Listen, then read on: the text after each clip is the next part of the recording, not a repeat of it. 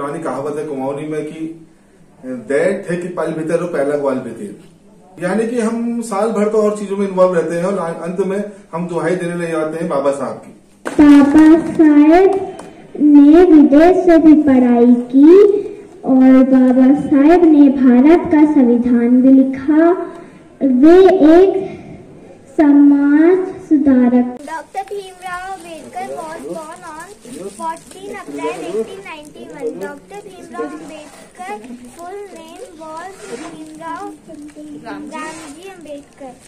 His father name was Mr. Ramji Satpal. Thank you. Jai Bhim, Jai Bharat. Jai Bhim, Jai Bharat. Good morning everyone. My name is Shish.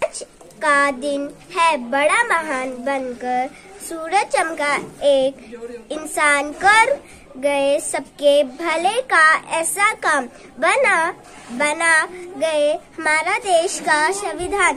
Thank you. जय भीम, जय भारत।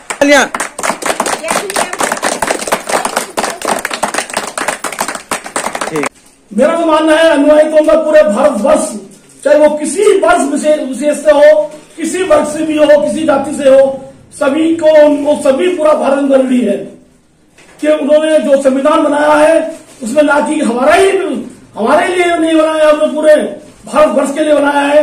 उसमें चाहे सवर्ण जाति, अनुसूचित जाति, अनुजाति, सभी के लिए उन्होंने उसमें कुछ न कुछ संविधान में लिखा है।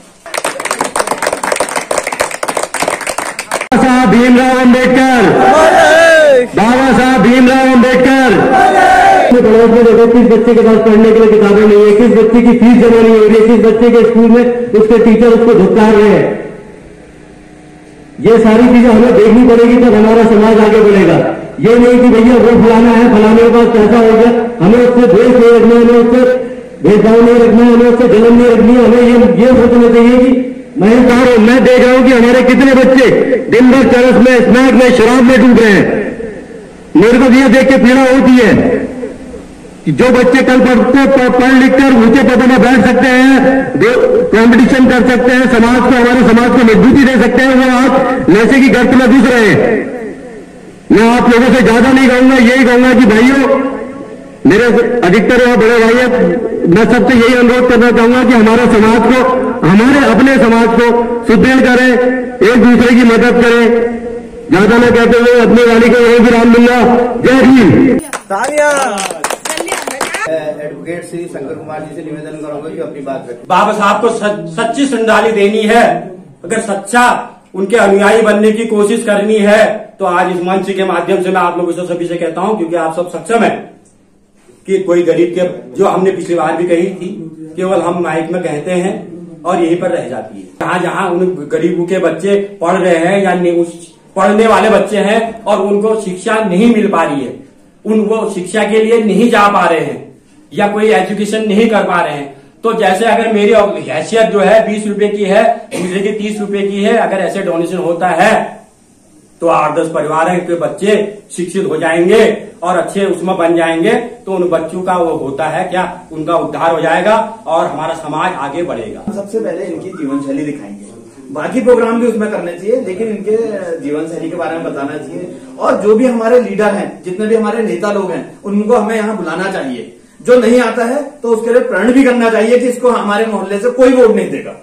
इसके लिए हमें देखो एक होना पड़ेगा। बस यही हमारे बाबा साहब का सपना था, इसी को हमें आगे बढ़ाना चाहिए। इससे ज्यादा तो मैं कुछ कह भी नहीं पाऊंगा। धन्यवाद। बहुत बढ़िया। हम लोग कई सालों से ये सोचते हैं कि यार इसको बहुत बड़ा प्रोग्राम करें। जंग से भेदभाव का कलवा भूत पीकर जो बड़े हुए, जंग से भेदभाव का कलवा भूत पीकर जो बड़े हुए, हम सभी के लिए ही तो वे संघर्ष में खड़े हुए। विपत्तियों के प्रभाव से वे कभी न विचलित हुए, शिक्षा को हथियार बनाकर निडर भाव से डटे रहे। धर्म के संरक्षकों ने कांटे बिछाए राहों में, धर्म के संरक्षकों ने कांटे बिछाए राहों में, वे बिना रुके चलते रहे, बैठे न कभी छाया में। दोस्तों, जो सम्मान उनको इस भारतवर्ष में मिलना था, वो एक अमेरिका जो सबसे शक्तिशाली राष्ट्र है उसका राष्ट्रपति ऐसी बातें करता है। एक पुरानी कहावत है कुमाऊनी में कि दैट थे कि पल भीतर पहला ग्वाल भीतर, यानी कि हम साल भर तो और चीजों में इन्वॉल्व रहते हैं और अंत में हम दुहाई देने ले जाते हैं बाबा साहब की। कि हमें ये नहीं हो रहा, वो नहीं हो रहा, ऐसा नहीं चलेगा। मित्रों, सबसे पहले तो जो बाबा साहब ने हमें अधिकार दिए हैं उनका सम्मान करना पड़ेगा, उनको जानना पड़ेगा कि हमें क्या क्या अधिकार दिए हैं। सबसे पहले अधिकार ये है कि हमें अपने बच्चों को नशे से दूर रखना बहुत जरूरी है। हमारी युवा पीढ़ी जो नशे की ओर को जा रही है ना, बहुत दुख होता है ये देख करके। परसों ही की बात है, जब मैं यूं ही जा रहा था, कुछ बच्चे मुझे गलत लगे, उसमें से एक आध को मैंने डांटा तो उसमें से कुछ लोग हंस गए और मेरी पीठ पीछे मेरी बहुत खिल्ली उड़ाई उन्होंने कि बड़े समाज सुधारक है, ये है, वह है, बनने आ रहे हैं। तो मैं ये कहना चाहता हूं मित्रों कि जब एक नन्हा बालक गिर जाता है ना, तो अभिभावक क्या करते हैं, उसको जो वो रोता है तो उसको रोने से चुप कराने के लिए तरह तरह के फेस बनाता है। कभी जोकर बनता है, कभी गधा बनता है, कभी सुपरमैन बन जाता है, कभी शक्तिमान बन जाता है, कभी गिर जाता है, कभी लौटता है, बोलता है, अंततः उसे खुश करके रहता है। मेरे जो नन्हे बालक, मेरी आने वाली पीढ़ी, मुझे इस बात का गहन दुख है और होता जा रहा है, दिन प्रतिदिन बढ़ता जा रहा है कि मेरी आने वाली पीढ़ी नशे की गिरफ्त में पूरी तरह से फंस चुकी है। कैसा सुधरेगा हमारा समाज, कैसे सुधरेगा, इसकी जिम्मेदारी कौन लेगा? हम सबको मिलकर की जिम्मेदारी निभानी है। जब हमारी आने वाली पीढ़ी सही रहेगी, उसी आधार पर हमारा भविष्य निर्धारित होगा कि हम बाबा साहब के इन नियमों को फॉलो कर रहे हैं या नहीं कर रहे हैं। और उसके लिए सबसे पहले हमें खुद के अंदर सुधार लाना बहुत जरूरी है। अगर हम सही रहेंगे तो समाज सही रहेगा। इसी बात के संग की मैं अपने यहाँ पर जितने लोग, संख्या बहुत कम है लेकिन इनका घनत्व और महत्व बहुत ज्यादा है। आप एक एक चेहरे को देख लीजिए, इनका कितना प्रभाव है समाज में। जितने भी यहाँ पर लोग बैठे हुए हैं, इन सबके मैं सभी बड़े भाइयों से ये निवेदन करूंगा, कल ही एक यहाँ पर एक बैठक करें ताकि अगले वर्ष आने तक हम लोग एक ऐसी स्थिति में आ जाए कि हम एक प्लानिंग तैयार कर लें। उन 5 बच्चों में यशवंत, रमेश, गंगाधर, इंदु और राजरत्न, इन 5 बच्चों में केवल यशवंत जो उनके बड़े बेटे थे वो जीवित बचते हैं और बाकी के 4, उनमें एक लड़की भी थी, 2-2.5 साल में कलवित हो जाते थे। न पैसा था और न मेडिकल फैसिलिटी। मजे की बात, उस समय मतलब परिस्थितियां इतनी विपरीत थी, समाज इतना गंदा था। इस समाज के लिए, समाज में जो चिकित्सा पद्धति उपलब्ध थी वो शूद्र और अतिशूद्र के लिए तो थी ही नहीं। डॉक्टर इस समाज के लोगों को देखता ही नहीं था। तो उस चिकित्सा के अभाव में उनके 4 बच्चे कलवित हो जाते हैं।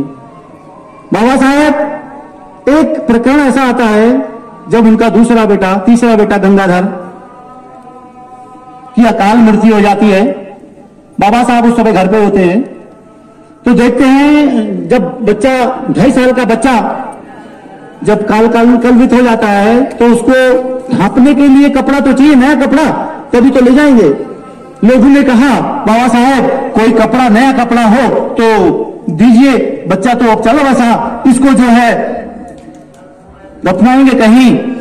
तो बाबा साहब देखते हैं जेब खाली है, घर में कोई कपड़ा भी नहीं है नया।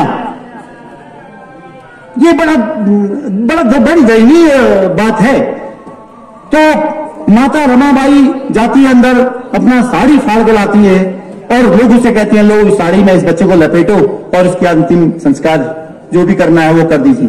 बाबा साहब ने अपनी जीवनी में लिखा है कि ऐसी थी मेरी आर्थिक स्थिति, वो चाहते तो क्या नहीं कर सकते थे, लेकिन इनके पास पैसा नहीं था। तो वो ऐसी परिस्थिति से गुजर बसर करते हुए 3 बच्चे चले गए और 1926 आते आते उनका सबसे प्यारा पुत्र राजरत्न, जिसके नाम पर उन्होंने बाद में राजगृह अपने घर का नाम, 1926 में अकाल मृत्यु की कलवित हो जाता है। तो बाबा साहब टूट जाते, यहां पर टूट जाते हैं, बहुत ज्यादा टूट जाते हैं कि जो सबसे प्रिय उनका राजकुमार था वो भी नहीं बचा, क्योंकि मेडिकल चिकित्सा के अभाव में, परिस्थितियों के अभाव में वो भी चल बसा। लेकिन बाबा साहब रहते हैं, कुछ समय खूब भाजन में रहते हैं, फिर अपने आप को संभालते हैं, लोगों की ओर देखते हैं, क्योंकि जो शिक्षा उनके पास थी, जो जज्बा उन्होंने अपने में पैदा कर लिया था, दूसरा ऐसा पैदा होना मुश्किल था, ऐसा महामानव फिर पैदा होना मुश्किल था। तो इसलिए वापस फिर समाज सेवा में आ जाते हैं। आते आते तत्कालीन परिस्थितियों में मैं सिर्फ नाम उन आंदोलनों का लूंगा। 1923 में नगर पालिका ने, जो बम्बई नगर पालिका थी, ये सार्वजनिक स्थल खोल दिए गए थे और छोटे सा उस समय अछूत एक जाति कह दी गई थी जिसको छूने का भी अधिकार नहीं था। सार्वजनिक तालाब जगह उनके लिए निषिद्ध थे। तो तालाब का पानी जियो तो हो गया, आदेश तो निकल गया, लेकिन जो सामाजिक नियम थे ना वो बड़े क्रूर थे, वो बड़े खराब थे। अम्बेडकर जी की 131वीं जयंती पर स्वागत करता हूं और हार्दिक अभिनंदन करता हूं। साथियों, जैसा कि आप जानते हैं कि अभी सभी लोगों ने अम्बेडकर जी के बारे में तरह तरह के विचार यहाँ पे रखे हुए हैं। तरह तरह के लोगों की सोच है कि समाज में क्या किया जाए, इस समाज के प्रति क्या किया जाए कि ये समाज, हमारा जो समाज है वो उन्नति करे, कैसे सुधरे समाज, कैसे हम कुछ करें। भेदभाव था समाज में जब की थी पढ़ाई, तब शान की तलवार तूने खूब चलाई।